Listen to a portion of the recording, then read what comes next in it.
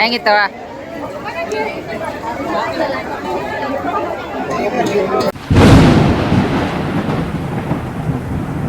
ಏನು ಅರ್ಥವೇ ಆಗ್ತಿಲ್ವೇ ಈ ಕೇಸು?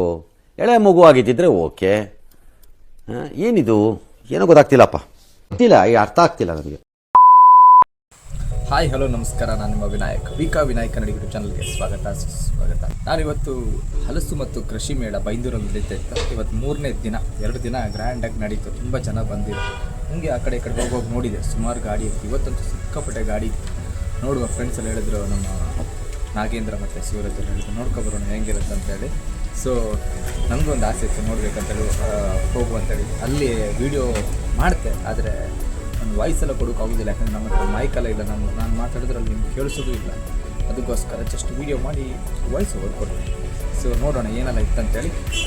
Let's go. ಅದು ಹಲಸು ಮತ್ತು ಕೃಷಿ ಮೇಳ 2025 ಬೈಂದೂರಿನಲ್ಲಿ.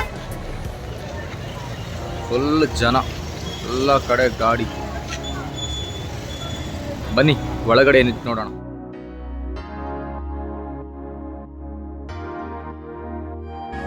ಸಾಮಾನು ನೋಡಿ ನಂಗೆ ಡೌಟ್ ಆಯ್ತು. ಹಂಗೆ ಎಂಪಿದ್ರೆ ಕೇಳಿದೆ, ಮಗ ಇದೆಲ್ಲ ಹಲಸಿನ ಹಣ್ಣಿಂದ ಕೇಳಿದೆ. ಅವ ಅದಕ್ಕೆ ಒಂದು ಲುಕ್ ಕೊಟ್ಟ, ಆಮೇಲೆ ನಗಾಡ್ಕೊಂಡು ಹೇಳ್ದ, ಹಲಸಿನ ಹಣ್ಣಿನ ಮೇಳದಲ್ಲಿ ಬರೀ ಹಲಸಿನ ಹಣ್ಣು ಮಾತ್ರ ಬರುವುದಲ್ಲ, ಬೇರೆ ಬೇರೆ ಐಟಮ್ಸ್ ಬರುತ್ತಂತ. ಇದಕ್ಕೆ ಬಹಳ ಅಪರೂಪ, ಯಾಕಂದ್ರೆ ಇದು ಹಲಸಿನ ಹಣ್ಣು ಹೋಳಿಗೆ. ಅದಕ್ಕೆ ಕಂಡು ಕೂಡ ಬಾಯಲ್ಲಿ ನೀರು ಬರ್ತಿತ್ತು. ಆದ್ರೆ ಒಂದು ಹೋಳಿಗೆಗೆ 30 ರೂಪಾಯಿ, ಸ್ವಲ್ಪ ಕಾಸ್ಟ್ಲಿ ಅನ್ಸ್ತು, ಆದ್ರೂ ಟೇಸ್ಟ್ ಚೆನ್ನಾಗಿತ್ತು. ಆಂಟಿ ಚಂದ ಮಾಡಿ ಮಗ್ಚಾಗ್ತಾ ಇದ್ರು. ಹಂಗೆ ಒಂದು ಹೋಳಿಗೆ ತಗೊಂಡು ತಿಂತು, ಚೆನ್ನಾಗಿತ್ತು. ಹಂಗೆ ಹೋಳಿಗೆ ತಿನ್ಕ ಸ್ವಲ್ಪ ಈಚೆಗೆ ಬಂದರೆ ಬಿಸಿ ಬಿಸಿ ಜಿಲೇಬಿ ಒಳ್ಳೆ ಮಾಡ್ತಾ ಇದ್ರು, ಸಖತ್ತಾಗಿತ್ತು. ಅದರಲ್ಲೂ ಖುಷಿ ಅಂತ ಹೇಳಿದ್ರೆ ಇದು ಕೂಡ ಹಲಸಿನ ಜಿಲೇಬಿ. ಅದು ಎಸೆನ್ಸ್ ಹಾಕಿರಲ್ಲ, ಹಲಸಿನ ಹಾಕಿರೋ ಗೊತ್ತಿಲ್ಲ, ಆದರೆ ಘಮ್ ಅಂತಿತ್ತು. ಹಾಗೆ ಒಂದು ಪೀಸ್ ತಗೊಂಡು ನಾವು 3 ಜನ ತಿಂತು, ಸಖತ್ತಾಗಿತ್ತು ಅಂತೇಳಿ ಮನೆಗಿರ್ಲಿ ಅಂತೇಳಿ 1/4 kg ತಗೊಂಡೆ. ಆದ್ರೆ ಒಳ್ಳೆ ಇತ್ತು ಜಿಲೇಬಿ.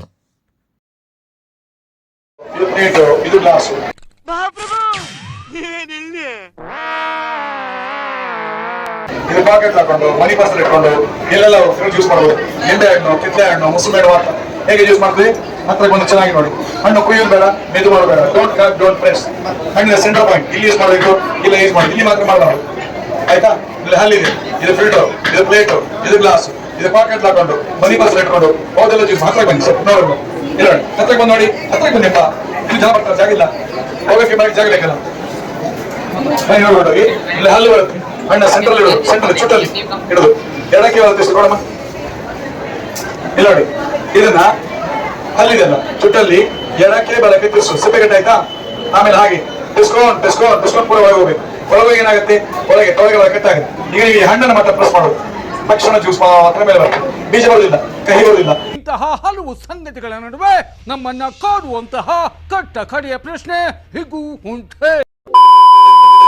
ಮಾತು ಕೇಳ್ಕೊಂಡ 20 ಬೇಡ 70 ಬೇಡ ಅಂತೇಳಿ ಈ ಕಡೆ ಬಂದ್ರೆ ಇಲ್ಲಿ ಸುಮಾರು ಆಟ ಸಾಮಾನು ಇತ್ತು. ಈ ಆಟ ಸಾಮಾನು ಕಂಡು ಕೂಡ ಆ ಬಾಲ್ಯ ದಿನಗಳೆಲ್ಲ ನೆನಪಾಯ್ತು. ಅಮ್ಮನ ಹತ್ರ ಹಠ ಮಾಡಿ ಒಂದಾದ್ರೂ ಆಟ ಸಾಮಾನು ತಗೊಂತಿತ್ತು. ಆದ್ರೆ ಈಗ ದುಡ್ಡಿದ್ರು ತಗೊಂಡಿಲ್ಲ, ಯಾಕೆ ಹೇಳಿ, ನಾವು ದೊಡ್ಡವರಾಗಿತ್ತು.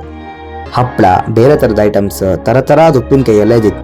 ಯಾವ ಉಪ್ಪಿನಕಾಯಿ ತಗೊಳ್ಳೋದು ಕನ್ಫ್ಯೂಸ್ ಆಗಿ ಯಾವ್ದು ತಗೊಳ್ಳಿಕ್ಕೆ ಹೋಗ್ಲಿಲ್ಲ. ಸಖತ್ತಾಗಿದ್ದಿತ್ತು ಉಪ್ಪಿನಕಾಯಿ.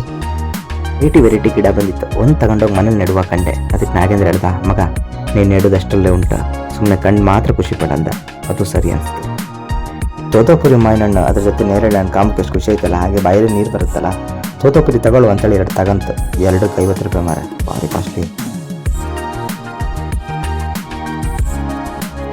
ಹಾಗೆ ಹೊರಗೆ ಬರೋತ್ತಿಗೆ ಸ್ವೀಟ್ ಕೊಂಡ್ಕಂಡೆ. ಪಟ್ಟ ಅಮ್ಮನ ನೆನಪಾಯ್ತು. ಅಮ್ಮನಿಗೆ ಅದಾದ್ರೆ ತುಂಬ ಇಷ್ಟ. ಅದಕ್ಕೆ ಅಮ್ಮನಿಗೊಂದು ಪಾರ್ಸಲ್ ತಗೊಂಡ ನಾವಲ್ಲೇ ತಿನ್ಕೊಂಡು ಬಂದ್ವಿ.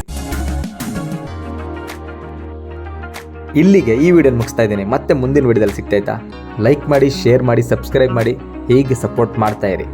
ಧನ್ಯವಾದ.